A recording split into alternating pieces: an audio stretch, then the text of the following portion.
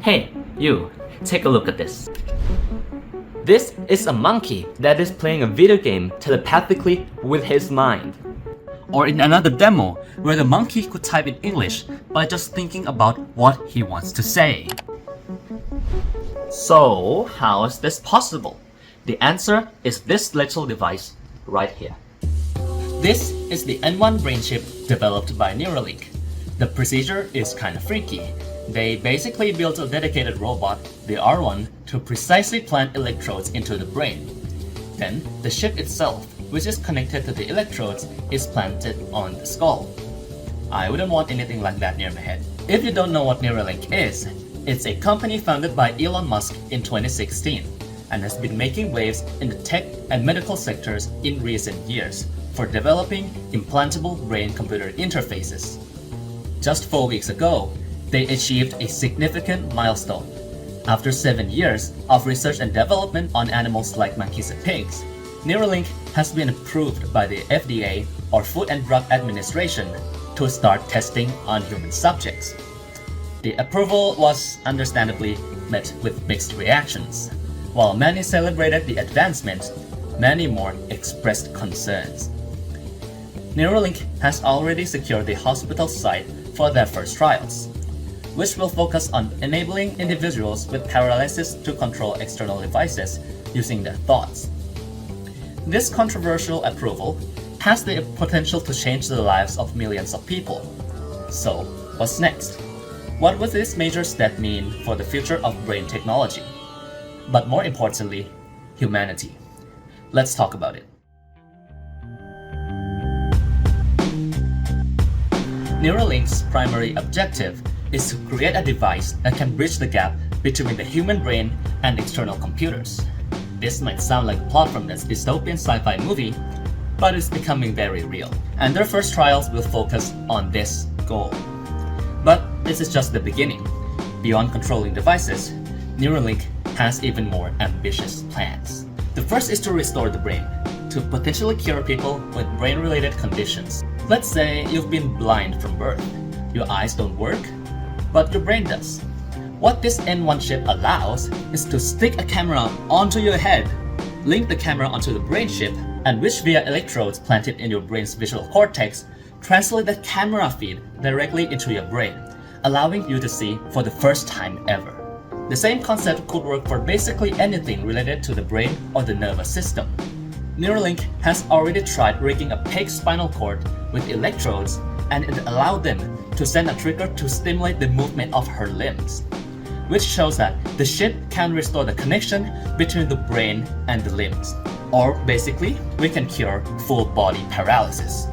The second perk of a brain chip is brain enhancements, to take the brain even further, to exceed the limits of the brain.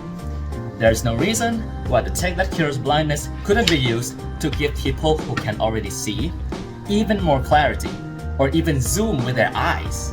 In fact, any smart device, like phones, AirPods, and watches, their functionality can all be replicated to a whole new level by just being able to directly stimulate your brains to interact with them. By connecting our brains directly to computers, we could become so much smarter, allowing us to access vast amounts of information, or even our old memories at any time. This could also mean being able to take and store pictures in your internal storage, or having a line chat with your friends, or even watching a movie with no screens, all within your head. I know. This tech is really scary and dystopian.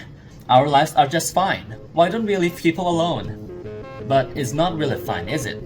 We've all seen the news before, and how artificial intelligence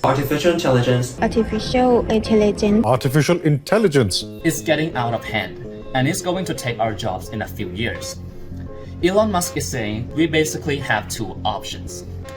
First, keep up with it by merging with technology, or second, to become obsolete. So that is the ideal future that Neuralink is striving for. But let's think for a second. There's a reason why people are up in arms about all of this. Let's say that decades from now, brain chips do reach the level that Elon Musk thinks they will, to become as popular as smartphones are now, everyone got one to the point where they are hard to live without. First of all, there's a risk of hacking. If heart pacemakers can be hacked, do you really think that brain chips are fully secure? Just imagine the damage hackers could do if they could access your entire brain. They could tamper with your thoughts, your perceptions, even your memories. Then there's the more subtle privacy concern. We already live in a world where privacy is almost non-existent. Our phones already spy on us, listening to us and even collecting GPS information. Brain chips would take that to a whole new level by spying on our thoughts and senses. But the most important thing with technology this advanced is what happens to us, to people. Surely the more capable these chips become, the more we rely on them and the less humans we are. If these chips truly multiply our intelligence, in order to keep up with the rest of our species, we can't just reject them, or we will fall behind everyone else who has one. At that point, our capabilities won't be about how hard we work anymore. It will be about if we can afford the latest generation of these chips or not. If you wanted a successful life, you wouldn't have a choice but to get one. And if you can't afford one, you will just become a second-class citizen. Ultimately, Neuralink's recent FDA approval marks a significant step forward for humanity and the company as they prepare to embark on the first human trials. The world watches with bated breath. If successful, Neuralink could usher in a new era of medical and technological advancement. But if this technology goes wrong, it can go quite wrong. Whichever happens, our world will never be the same again. Thank you for watching.